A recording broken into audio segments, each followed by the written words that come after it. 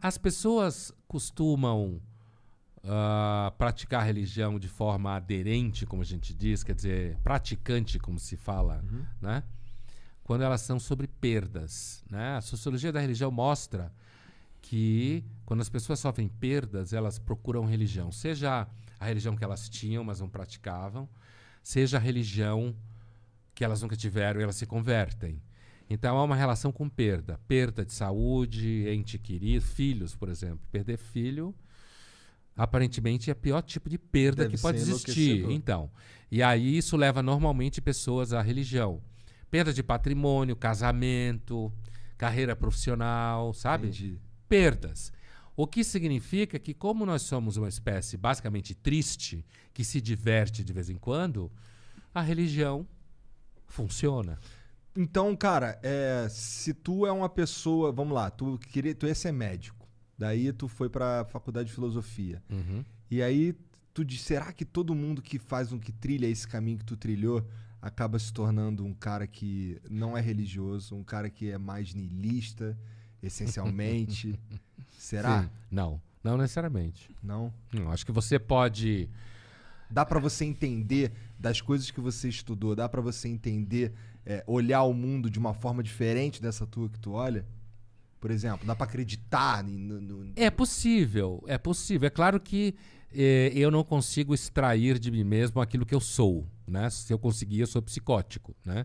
Mas assim, eu consigo entender, inclusive porque, por exemplo, eu consigo perceber que existe muita sabedoria em livros religiosos. Eu percebo isso. Eu não sou aquilo que alguns chamam de ateu todinho, né? Que acha que porque ele é ateu ele é mais inteligente. Eu acho que o ateísmo é a forma mais fácil. Dizem que Deus é bom, o mundo é uma merda, logo ele não existe. Né? Isso a gente chama em filosofia de argument from evil, o argumento a partir do mal. Né? É um argumento sério. Eu fiz uma versão corintiana dele. Assim, Tá. né? Compacta. Mas assim... é possível, eu acho, que dependendo da história de vida das pessoas, que elas de repente façam uma trajetória como essa, como tem muito filósofo que se dedica, que é religioso, muita gente. Eu era muito ateu antes. E eu passei por um processo de perda e acabei me descobrindo bem religioso. Não religioso. Crente. Crente em Deus. Porque o estalo pra me tirar da merda que eu tive foi começar a viver a vida como se Deus existisse e a minha vida importasse.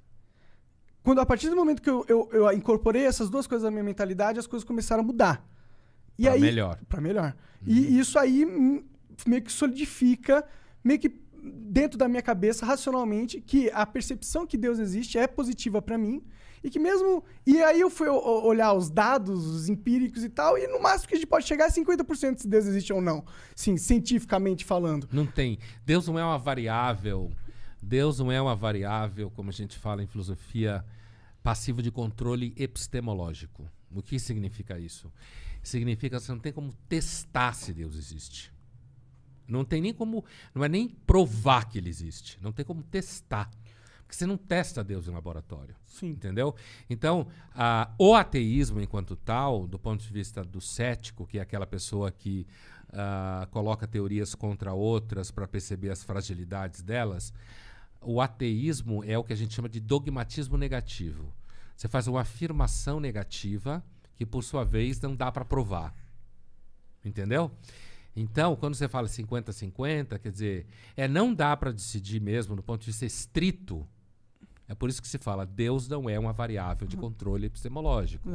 É muito mais uma questão que você chega por história de vida, por coisas que você sofreu, por um certo temperamento, uma certa sensibilidade.